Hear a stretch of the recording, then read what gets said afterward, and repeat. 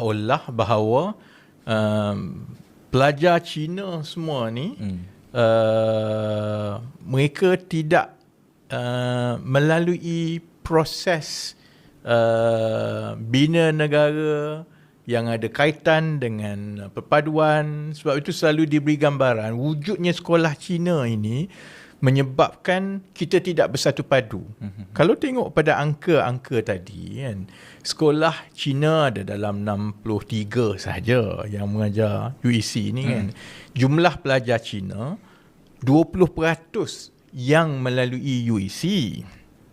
Sebenarnya 80% daripada pelajar-pelajar Cina di Malaysia ini melalui sistem kebangsaan kan. Jadi nak kata mereka ini, kehadiran UEC sekolah Cina ini akan menjejaskan sistem pendidikan nasional semua, secara angkanya perkara itu pun tak betul. Tambah lagi di masa akan datang,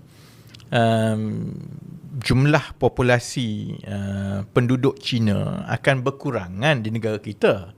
Jadi kalau tengok kepada angka-angka tu, kita ada 3 perspektif tu kan.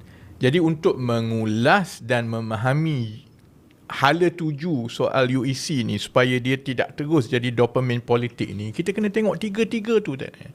Dan saya rasa kalau dah kita dapat hadam yang itu, kita bolehlah buat beberapa kesimpulan. Kan? Pertama, bahawa untuk kita secara berterusan sampai cucu cicit cuet kita nanti nak bergaduh pasal UEC ni, dia sebenarnya sudah tidak lagi sesuai dengan perkembangan dan keperluan negara pada masa akan datang.